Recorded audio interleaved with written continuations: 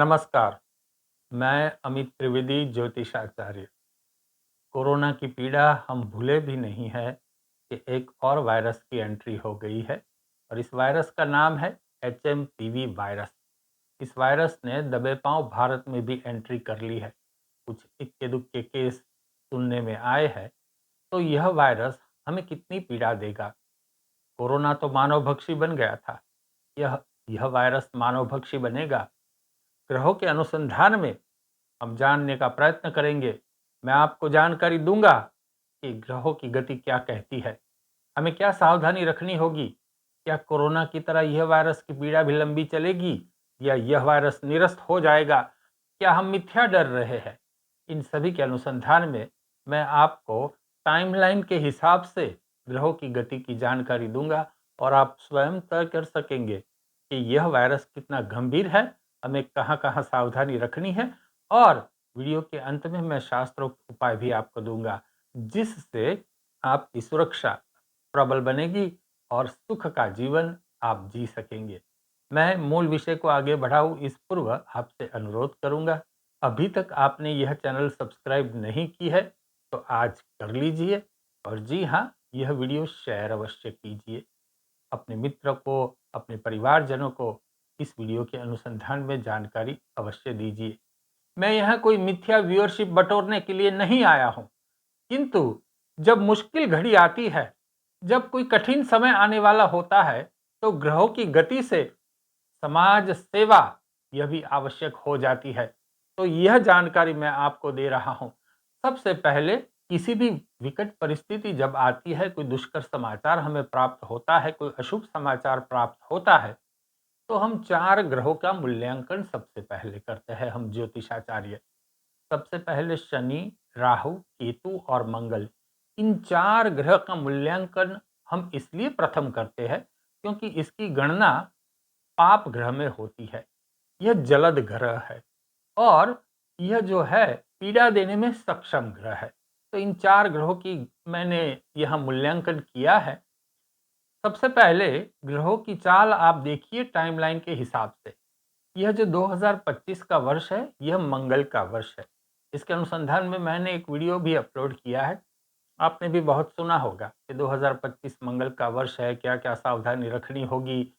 और इस वर्ष 29 मार्च को शनि जो है कुंभ राशि से मीन राशि में परिवर्तन करेंगे, जो काल पुरुष का 12वां भाव है। अगर काल पुरुष की हम कुंडली बनाए तो मीन राशि जो है वह 12वां भाव होता है और 12वां भाव निर्यात का भाव होता है। अब 12वें भाव में राहु जो है ऑलरेडी यहाँ स्थित है।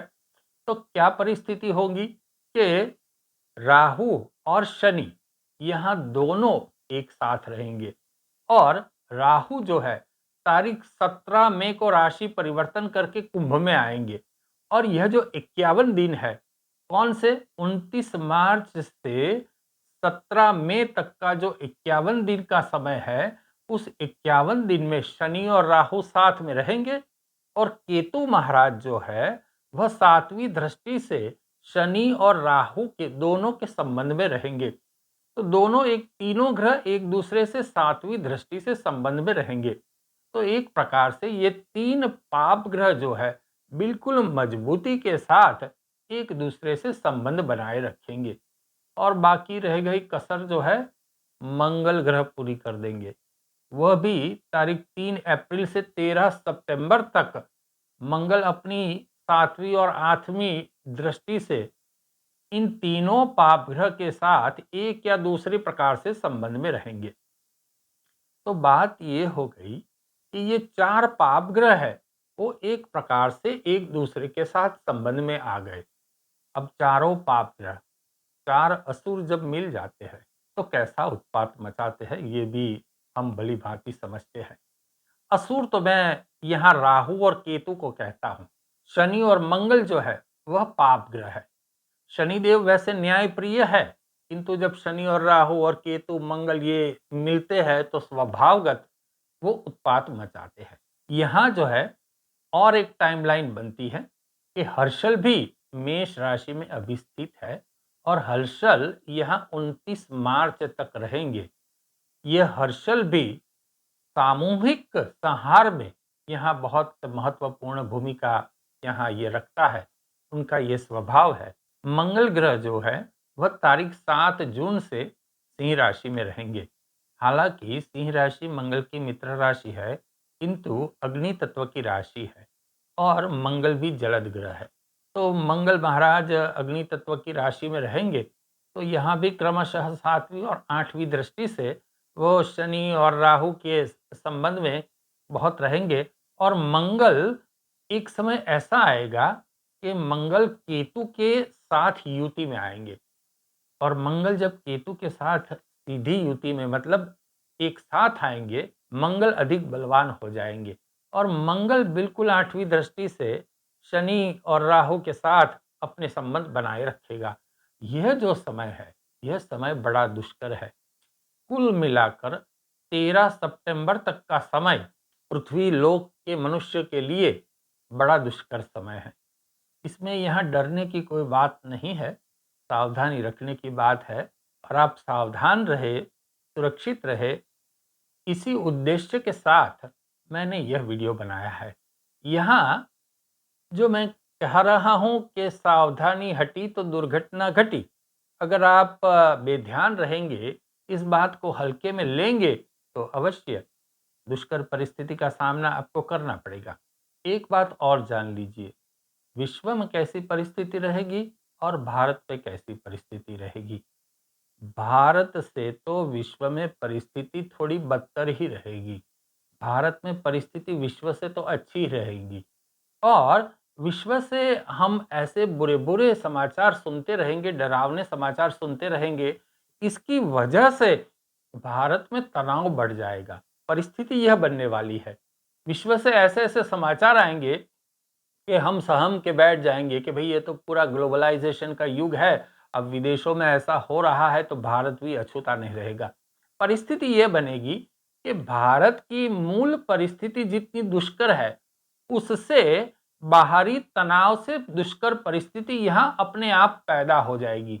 तो यहाँ ज़िम्मेदारी हम सब पर भी आती है कि हमें विदेशों के समाचार सुनकर हमारे अपने में कोई तनाव नहीं लाना है। क्योंकि मान लो कि 10% यहाँ परिस्थिति दुष्कर है, तो विदेशों की बातें सुन-सुनकर हम अपने आप 80% 90% तक तनाव भरी कर देंगे। तो इस परिस्थिति से हमें बचना है और अपने आप को सुरक्षित भी रखना है। आगे मैं आपको सात्विक उपाय भी बताता हूँ, खासकर मीन राशि, कन्या राशि, सिंह राशि, कुछ हद तक मेष राशि को भी सावधान रहना है। ये जो राशियां हैं, उनको अधिक सावधान रहना है। बाकी मोटे तौर पे मनुष्य मात्र को सावधानी रखनी है। सबको बहुत गुस्सा आएगा, छोटी छोटी बात में एकदम से चिढ़ जाएंगे, आमने सामने एक दूसरे के साथ हाथापाई हो जाएगी। कुछ लोग तो जिसका जन्म का मंगल बहुत विकट परिस्थिति में होगा, दुष्कर होगा, पाप ग्रह से पीड़ित होगा, वो लोग तो हथियार भी निकाल लेंगे छोटी छोटी बात पे। कोर्ट केसेस से उभर जाएंगी। लॉयर और जज लोगों को तो समय ही नहीं मिलेगा, इस प्रकार की परिस्थिति हो जाएगी। देश देश के बीच भी वैमनस्य और बढ़ेगा। आमने सामने कुछ भी करने के लिए लोग उतारू हो जाएंगे। तो ऐसी आक्रामक परिस्थिति, ऐसे आक्रामक तौर तरीके लोग अपना सकते हैं। आरोग्य की बात करते हैं, तो आरोग्य में वायरल इन्फेक्शन तो अवश्य हमें सावधानी रखने लायक तो हो ही जाएगा। हम इसको हल्के में नहीं ले सकते। जो लोग का शारीरिक प्रकृति इस प्रकार से है कि उनको ऋतुगत बीमारी होती है, या कोई कैंसर आदि कोई गंभीर बीमारी से वह पीड़ित है, उनको तो बहुत सावधान रहना है। क्योंकि शनि राहु की जो युति है और मंगल का जो दृष्टि है, वह उनके लिए बहुत सावधानी भरी परिस्थिति से रहना होगा उनको। छोटे बच्चे को भी सावधान रहना होगा। शनि और राहु युति में है, तो शनि जो है वो सीनियर सिटीजन को प्रतिपादन वो करता है, उनका भी कारक है। तो उनके साथ राहु जुड़ गया, तो शनि और राहु तो जो लोग सीनियर सिटीजन है, वयोवृद्ध है, उनके लिए भी बहुत सावधानी रखने वाला समय है। उनको अपने आरोग्य का ध्यान रखना होगा। एक बात और जान लीजिए, जो लोग राजनीति के साथ जुड़े हैं, उनको भी सावधान रहना होगा। राजनीति में भी बहुत धमाचकड़ी मचने वाली है। आमने-सामने केसेस होंगे, लोग लड़ने के लिए उतारू हो जाएँगे। वहाँ भी आमने-सामने कई केसेस दर्ज हो सकते हैं। यहाँ भी ऐसी भी संभावना मुझे यहाँ दिखाई देती है। जॉब लॉस की परिस्थिति का सामना करना पड़ सकता है और विदेशों से लोग देश की तरफ आने में एकदम उतावले हो जाएँगे, उनकी संख्या बढ़ेगी। लोगों के मन में अनेक प्रकार की चिंता बढ़ जाएगी, जिसको हम फ़ोबिया कहते हैं। फ़ोबिया मतलब क्या? वास्तविक परिस्थिति नहीं है ये, लेकिन मन के अंदर इतनी चिंता हो जाएगी कि इस चिंता से लोग अपना ही नुकसान कर देंगे। ऐसी परिस्थिति का निर्माण यहाँ होगा, शरीर का तापमान बढ़ेगा, वातावरण का तापमान भी बढ़ेगा, शॉर्ट सर्किट और आगजनी के केसेस बहुत बढ़ेंगे, ये भी ध्यान में रखना होगा। दुर्घटना बहुत बढ़ेगी, मानव सर्जित दुर्घटना और कुदरती दुर्घटना, दोनों की संख्या में बहुत बड़ी मात्रा में बढ़ोतरी होगी। यह भी संभावना, ये जो ग्रहों के उत्पात है, ये संभावना यहाँ हमारे लिए प्रबल कर सकते हैं, तो सावधानी बिल्कुल रखिए। और ये जो शेयर बाज़ार है, स्टॉक मार्केट जो है नए-नए न्यूज़ से बाज़ार गर्म करता रहेगा। ये भी आप ध्यान रखिए। और आप कोई मेटल में इन्वेस्ट कर रहे हैं, स्टॉक मार्केट में इन्वेस्ट कर रहे हैं, रियल एस्टेट में कोई इन्वेस्टमेंट कर रहे हैं, तो बिल्कुल सावधानी रखना। मैं ये नहीं करता कहता कि हाथ पर हाथ रख के बैठ जाओ कोने में। मैं ये सलाह नहीं दे सकता, ना मैं ये दे रहा हूँ।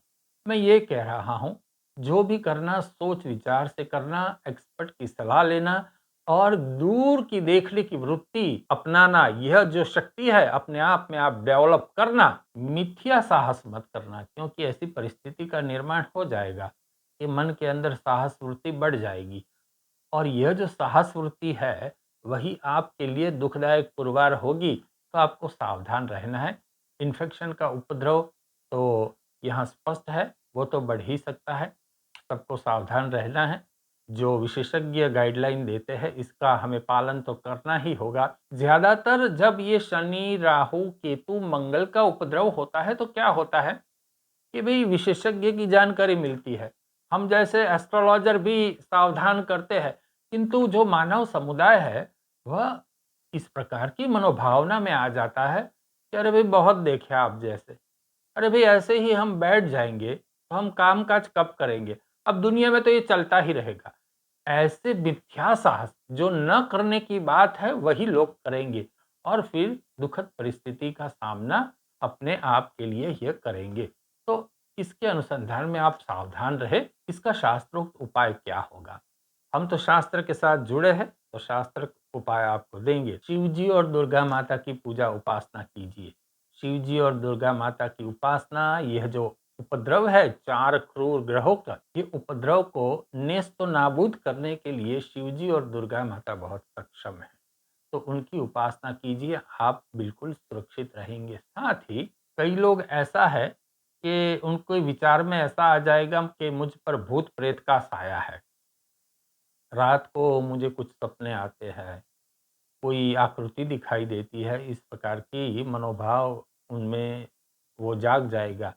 किंतु अपना मनोबल बनाए रखें और जैसे मैंने कहा शिव जी और दुर्गा माता की पूजा उपासना करें, इससे आपका मनोबल मजबूत होगा और मनोबल मजबूत होने के कारण आपको इस प्रकार की कोई भी न बाधा सताएगी, ना ऐसे विचार आएँगे और ना कोई आप अंधश्रद्धा में आप वश हो जाएँगे। आपका मनोबल मजबूत रहेगा, आप पवित्र जीवन जी सकेंगे और आप सुरक्षित रहेंगे।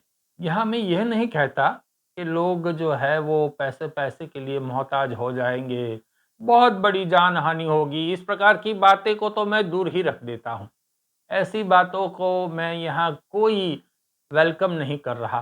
किंतु हाँ, ये जो मैंने कहा 13 सितंबर तक का जो समय है, इस समय तक तो हमें सावधान रहना ही होगा।